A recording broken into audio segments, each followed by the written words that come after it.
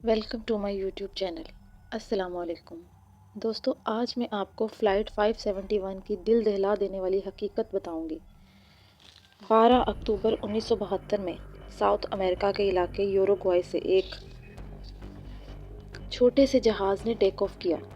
اس ہوائی جہاز کا رخ سینٹیاگو کی طرف تھا اور اس ہوائی جہاز میں موجود کچھ نوجوان جو رگبی ٹیم کے پلیئرز تھے۔ ٹوٹل 45 پیسنجرز تھے، جن میں پلیئرز کے فیملی فرینڈز بھی موجود تھے۔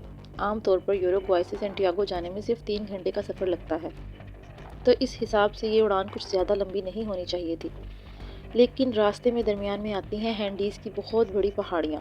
ساؤتھ امریکہ میں موجود ہینڈیز کی رینج دنیا میں سب سے لمبی ماؤنٹین رینج ہے اور ہمالیہ کی پہاڑیوں کے بعد سب سے اونچی پہاڑیاں بھی یہی کہلائی جاتی ہیں، اور یہی خوبصورت پہاڑیاں ان پیسنجرز کے لیے ایک بہت بڑی مصیبت بن کر کھڑی ہوئی تھیں۔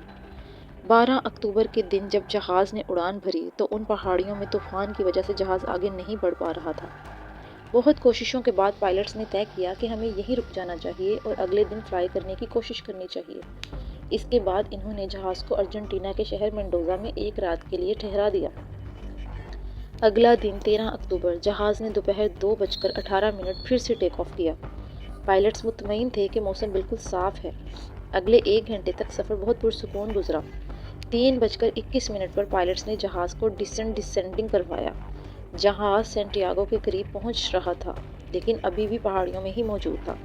چونکہ اس شہر میں بہت اونچی اونچی پہاڑیاں موجود تھیں، نیچے کی طرف اترتے وقت اچانک سے جہاز بہت تیزی سے جھٹکے کھانے لگا اور اسی وقت ارد گرد بادل ہی بادل چھا گئے۔ بادلوں کی وجہ سے کچھ بھی دکھائی نہیں دے رہا تھا۔ پھر اچانک سے جہاز میں الارم بجنے لگے اور وارننگ لائٹس بھی جلنے لگی۔ پیسنجرز چونکہ رگبی ٹیم کے پلیئرز تھے تو بہت نڈر تھے۔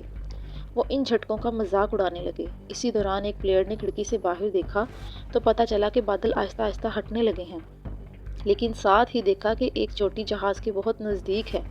جیسے ہی پائلٹ بادلوں سے نکلے تو وہ دیکھ کر حیران رہ گئے کہ یہ پہاڑی عین بالکل جہاز کے سامنے تھی۔ گھبرا کر پائلٹس نے جہاز کو اوپر کی طرف اڑانے کی کوشش کی۔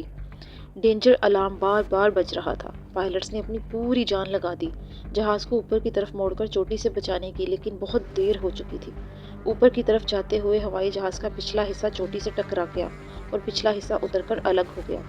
پیچھے کی 2 سیٹیں اڑ کر باہر چلی گئیں، ساتھ ہی 3 مسافر بھی ہوا میں اڑ کر غائب ہو گئے۔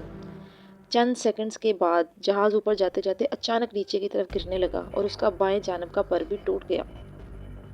کچھ اور مسافر ہوا میں اڑ کر غائب ہو گئے۔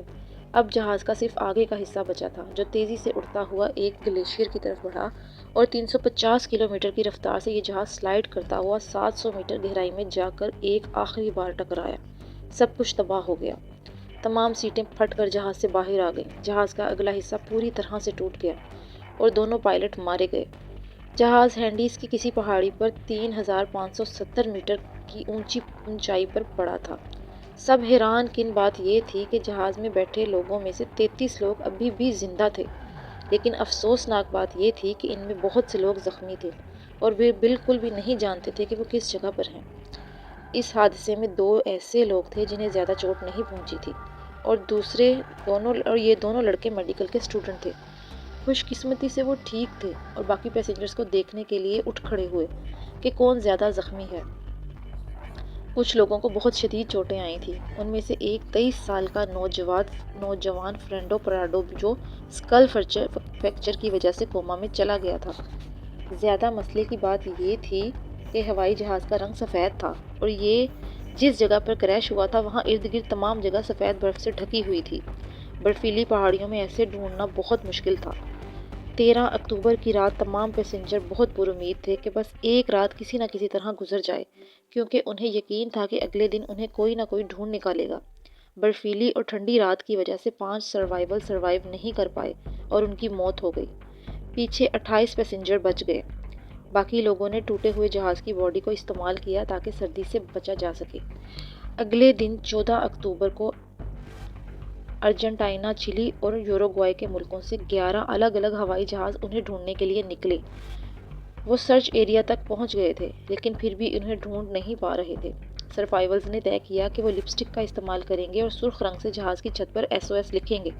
انہوں نے ایسے ہی لکھا تھا کہ انہیں اندازہ ہو گیا کہ یہ لیٹرز وہ پورے نہیں کر سکتے۔ پھر انہوں نے کوشش کی کہ تمام سوٹ کیسز کو برف پر رکھ کر ان کا کراس بنایا جائے، لیکن یہ منصوبہ بھی ناکام رہا۔ اس دن انہیں 3 ہوائی جہاز اپنے اوپر سے گزرتے دکھائی دیے۔ انہوں نے اپنی پوری جان لگا دی لیکن کوئی فائدہ نہیں ہوا اور ایک دن اور اسی کوشش میں گزر گیا۔ اگلا دن 15 اکتوبر ان سب سروائیولز کو پانی کی اشد ضرورت محسوس ہوئی۔ ایک پیسنجر پانی نکالنے کا طریقہ ڈھونڈنا جانتا تھا۔ انہوں نے ایک میلٹ شیٹ کا استعمال کیا اور سولر کلیکٹر کے طور پر، جس سے دھوپ کو کنسنٹریٹ کر کے برف کو میلٹ کیا جا سکے، اور بوند بوند پانی کی بوتلیں بھرنے لگے۔ بڑھتی ہوئی سردی کو روکنے کے لیے پیسنجر سیٹ پر لگی ہوئی گرم وول کو استعمال کرنے لگے اور خود کو سردی سے بچانے کی کوششوں میں لگ گئے۔ اگلا دن 16 اکتوبر فرنینڈو پراڈو اچانک کوما سے باہر آ گئے۔ کوما سے جاگنے کے بعد انہیں احساس ہوا کہ اس حادثے میں ان کی ماں اور بہن نہیں بچے۔ ایسے حادثے ہمیں بتاتے ہیں کہ زندگی کتنی انپریڈکٹیبل چیز ہے، اسی لیے کہتے ہیں live every moment of life, کیا پتہ کل ہو نہ ہو۔ پیسنجرز میں کچھ ایسے سروائیورز بھی موجود تھے جنہوں نے اپنی زندگی میں کبھی برف بھی نہیں دیکھی تھی اور اب انہیں 30 ڈگری میں سروائیو کرنا پڑ رہا تھا۔ 21 اکتوبر کریش کے 8 دن بعد سرچ ٹیم نے اپنے ہاتھ کھڑے کر دیے۔ ان کے مطابق 8 دن میں اتنی برف میں پیسنجرز کا کچھ اتا پتہ نہیں چلا۔ ویسے بھی 8 دن میں کوئی بچا تو نہیں ہوگا، لہٰذا آپس میں باہمی مشورے کے بعد آپریشن کو آفیشیلی طور پر بند کر دیا گیا۔ اسی دوران انہیں جہاز میں ایک ریڈیو پڑا ہوا ملا۔ پیسنجرز نے ریڈیو کی تاروں کو توڑ جوڑ کر کمیونیکیشن کی کوشش کی، لیکن بدقسمتی سے کوئی میسج نہ بھیج سکے۔ اس ریڈیو میں صرف ون وے کمیونیکیشن ہی ہو سکتی تھی، جس سے پیسنجرز کو پتہ چلا کہ کریش کے 11 دن بعد یہ آپریشن بند ہو چکا ہے۔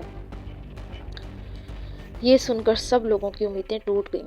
واحد ایک فرنینڈو پراڈو تھے جو اس خبر کو سن کر زیادہ پریشان نہیں ہوئے، کیونکہ ان کے دماغ میں تو کچھ اور ہی چل رہا تھا۔ 11 دن تک سروائیولز کو کھانے کی سخت کمی ہونے لگی۔ ان کے پاس ویسے بھی زیادہ کھانا موجود نہیں تھا۔ اس جگہ پر کوئی پیڑ پودے یا کوئی جانور نہیں تھے جنہیں مار کر کھایا جا سکتا۔ بھوک کے ماروں نے جہاز کے کچھ کٹے پھٹے ٹکڑوں کو کھانے کی کوشش کی، لیکن ایسا کرنے سے وہ اور بیمار پڑ گئے۔ ان کے پاس بھوکے مرنے کے سوا کوئی چارہ نہیں تھا۔ پھر ان سب نے وہ کیا جو سن کر آپ کے رونگٹے کھڑے ہو جائیں گے۔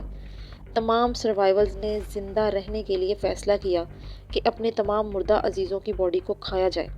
یہ کرنا بہت مشکل تھا۔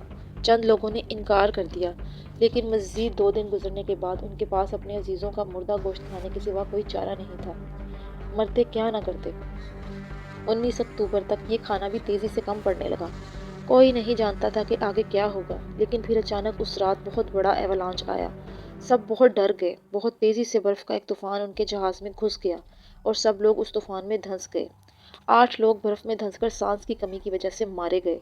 صرف 19 سروائیول بچے تھے۔ بچے ہوئے 19 لوگ بھی برف میں پھنسے تھے۔ فرنانڈو نے برف میں ایک ہول کرنا شروع کیا۔ پاؤں کی مدد سے 2 دن کی مسلسل محنت کے بعد آخر کار وہ کامیاب ہو گئے اور برف میں ایک ہول بنا لیا اور وینٹیلیشن اندر آنے لگی۔ باہر نکلے تو پتہ چلا کہ برف کا طوفان ابھی تک آ رہا ہے۔ وہ واپس برف کی اسی ٹنل میں جا کر بیٹھ گئے۔ اگلے 3 دن تک تمام سروائیولز پھنس کر وہیں بیٹھے رہے۔ 3 دن بعد جب طوفان رکا تو سب نے یہ طے کیا کہ اگر انہیں جینا ہے تو خود کوشش کرنی پڑے گی۔ انہیں یہاں کوئی بچانے نہیں آئے گا۔ مرنا ہی ہے تو آخری دم تک لڑ کر مریں گے۔ فرنانڈو اور ویزنٹائن کینیسا سب سے بہادر سروائیول تھے۔ سب لوگوں نے مل کر طے کیا کہ یہ لوگ باہر جائیں گے اور سب لوگوں کے لیے مدد لائیں گے۔ انہوں نے اندازہ لگایا کہ وہ لوگ چلی سائڈ کے ویسٹ میں چلیں گے تو ضرور کسی مقام تک پہنچ جائیں گے، لیکن وہ لوگ بہت غلط تھے۔ 15 نومبر 33 دن کریش کے بعد چلتے چلتے انہیں اپنے ہی جہاز کا ٹوٹا ہوا پچھلا حصہ ملا۔ اس ٹوٹے ہوئے جہاز کے اندر انہیں بہت سارے سوٹ کیس کھانا ملا، دوائیاں بھی ساتھ ہی موجود تھیں۔ اس کے ساتھ ہی ساتھ انہیں 2 وے کمیونیکیشن ریڈیو ملا۔ انہوں نے اس ریڈیو کو چلانے کے لیے جہاز میں سے کچھ بیٹریز نکالیں، لیکن وہ بیٹریز اتنی بھاری تھیں کہ انہیں ریڈیو تک نہیں لے جایا جا سکتا تھا۔ بہت کوشش کے باوجود یہ منصوبہ بھی ناکام ہو گیا۔ انہیں ریئلائز ہو گیا کہ زندہ بچنا ہے تو ویسٹ کی ڈائریکشن میں پیدل ہی چلنا پڑے گا۔ 11 دسمبر کریش کے 59 ڈیز بعد ایک اور ایولانچ آیا جس میں 3 اور سروائیول مارے گئے۔ صرف 16 سروائیول بچ گئے۔ اگلا دن 16 دسمبر کریش کے ٹھیک 2 مہینے بعد یہ 3 بہادر آدمی نکل کھڑے ہوئے بنا کسی تجربے کے گلیشیئر پہ کلائمب کرنے۔ انہیں ایسا لگتا تھا کہ صرف 2 یا 3 دن تک چلنے کے بعد وہ اپنی منزل تک پہنچ جائیں گے، تو وہ صرف 3 دن کا کھانا ہی ساتھ لائے تھے۔ کھانے کی قلت کی وجہ سے ایک ساتھی کو واپس بھیجنا پڑا اور وہ صرف 1 گھنٹہ سلائیڈ لیتا ہوا پہاڑی سے نیچے اتر آیا، جس پہاڑی پر چڑھنے میں اسے پورے 3 دن لگے تھے۔ پراڈو اور کنیسا آگے بڑھتے رہے اور 3 گھنٹے کی مزید مسافت کے بعد وہ پہاڑی کی پیک پر پہنچ گئے۔ وہاں جا کر انہوں نے دیکھا کہ پہاڑی کے چاروں طرف برف ہی برف ہے اور سوائے پہاڑیوں کے کچھ بھی نہیں۔ انہیں نہ سانس آ رہا تھا اور نہ ہی وہ بول پا رہے تھے۔ آکسیجن کی کمی کی وجہ سے انہیں سانس لینے میں بہت مسئلہ ہو رہا تھا اور یہ بہت ہیبت ناک منظر تھا۔ وہ بہت نا امید نظر آ رہے تھے۔ پراڈو نے بہت کوشش کی کہ بالآخر دو ایسی چوٹیاں ڈھونڈیں جہاں برف نظر نہیں آ رہی تھی۔ انہوں نے فیصلہ کیا کہ ہمیں ان چوٹیوں کی طرف چلنا چاہیے۔ فیصلے کے بعد گرتے پڑتے کئی دن کی مسافت کے بعد آخرکار وہ اس ویلی تک پہنچ گئے۔ ویلی پہنچتے ہی انہیں ایک ندی بہتی دکھائی دی۔ ایسی سچویشن میں ندی کا ملنا کسی نعمت سے کم نہیں تھا، کیونکہ ندی کی ڈائریکشن میں چلتے ہوئے کسی آبادی تک آسانی سے پہنچا جا سکتا تھا۔ وہ چلتے رہے اور فائنلی 9 دن تک چلنے کے بعد انہیں انسانوں کی موجودگی کا احساس ہوا۔ وہاں کچھ جانور دکھائی دیے۔ وہ اتنا تھک چکے تھے کہ اب وہ مزید چلنے کے بھی قابل نہیں تھے۔ بالآخر انہیں ندی کے دوسرے کنارے ایک گھوڑا دکھائی دیا جس پر 3 آدمی بیٹھے تھے۔ فرنانڈو نے پوری قوت سے چلانے کی کوشش کی۔ خوش قسمتی سے ایک آدمی نے انہیں دیکھ لیا اور اشارہ کیا کہ وہ کل پھر آئے گا۔ اگلے دن وہ آدمی وعدے کے مطابق پھر سے آ گیا۔ اس بار وہ اپنے ساتھ کچھ کاغذ اور پین لایا۔ وہ کاغذ اور پین اس نے پتھر میں باندھ کر فرنانڈو کی طرف پھینکا۔ پراڈو نے اس پیپر پر لکھنا شروع کیا۔ کئی دن بعد پراڈو کو اپنا پیغام لوگوں تک پہنچانے کا موقع ملا تھا۔ میں ایک ایسے جہاز سے آیا ہوں جو پہاڑوں میں گر گیا ہے۔ ہم 10 دن سے پیدل چل رہے ہیں۔ میرے زخمی دوست پلین کریش کی وجہ سے پھنسے ہوئے ہیں اور بہت بری حالت میں ہیں۔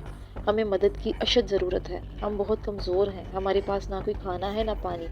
ہم نہیں جانتے کہ ہمیں مدد کیسے ملے گی۔ ہمیں مرنے سے بچا لو، پلیز ہماری مدد کرو۔ دوسری طرف اس پیغام کو وصول کرنے والا آدمی ایک کسان تھا۔ اس نوٹ کو پڑھنے کے بعد انہیں اشارہ کیا کہ میں سمجھ گیا ہوں۔ پھر اپنے باقی 2 ساتھیوں کو بتایا کہ ہاں کچھ یاد تو آ رہا ہے کہ قریب 2 مہینے پہلے ایک پلین کریش ہوا تھا۔ وہ یہ جان کر حیران رہ گئے کہ 2 مہینے پہلے کے کریش میں سے ابھی بھی کچھ لوگ زندہ بچے ہیں۔ یہ ایک بہت شاکنگ نیوز تھی۔ ان لوگوں نے فرنانڈو کی طرف ایک بریڈ کا ٹکڑا پھینکا اور گھوڑے پر بیٹھ کر ویسٹ کی طرف دوڑ لگا دی۔ اگلے 10 گھنٹے تک گھوڑے کو دوڑانے کے بعد فائنلی یہ ایک بستی تک پہنچے اور وہاں کی آرمی کو اطلاع دی، جنہوں نے سینٹیاگو کے آرمی ہیڈ کوارٹر کو دی۔ کسان پراڈو اور کنیسا کو گھوڑے کی مدد سے شہر کی طرف لے آئے، جہاں پہنچ کر انہیں کچھ آرام ملا۔ اپنی امید کے بل پہ پچھلے 10 دنوں میں یہ لوگ 61 کلومیٹر تک پیدل چل کر یہاں پہنچے۔ کنیسا اپنا آدھا باڈی ویٹ لوز کر چکے تھے، صرف 41 کلو ویٹ بچا تھا۔ یہ خبر آگ کی طرح پھیلنے لگی۔ چلی کی ایئر فورس نے 3 ہیلی کاپٹر بھیجے ریسکیو کرنے کے لیے۔ آرمی نے پراڈو اور کنیسا کو اپنے ساتھ لیا پلین کریش کی جگہ کو ڈھونڈنے کے لیے۔ پراڈو اپنے ساتھ پائلٹ کا فلائی چارٹ لائے تھے اور وہ نقشے میں ناپ رہے تھے کہ وہ کہاں کہاں سے ہائیک کرتے رہے ہیں، اور اسی طرح آرمی کمانڈو کو فائنلی بچے ہوئے سروائیولز کی صحیح لوکیشن کا پتہ چلا۔ 22 دسمبر 1972، 70 دن بعد آخرکار یہ ہیلی کاپٹر فائنلی بچے ہوئے سروائیولز تک پہنچ گیا۔ ٹوٹل 16 سروائیولز تھے اور ان کی حالت بہت بری تھی، بھوکے پیاسے، ٹوٹی ہوئی ہڈیاں، زخموں سے بھرے ہوئے، لیکن سب کے سب ریکور کر گئے۔ یہ ایک دل دہلا دینے والا واقعہ ہے، لیکن ساتھ ہی ساتھ ایسا سبق ہے کہ اگر آپ نے ٹھان لی ہے کچھ کر دکھانے کی اور آپ میں صبر ہے، انسانیت ہے، تو آپ بڑی سے بڑی مشکل میں بھی آسانی سے پار کر سکتے ہیں اور اپنی امید کے بل پر ہر چیز اچیو بھی کر سکتے ہیں۔ کوشش کرتے رہنے سے انسان وہ سب حاصل کر لیتا ہے جو اس نے کبھی خواب میں بھی نہیں سوچا ہوتا۔ وہ کہتے ہیں نا، there's a will there's a way۔ اسی لیے اس تباہی کو ایک اور نام بھی دیا جاتا ہے، دی میریکل آف دا ہینڈیز۔ ویڈیو پسند آئے تو پلیز لائک اور سبسکرائب کرنا نہ بھولیے گا۔ تھینک یو، اللہ حافظ۔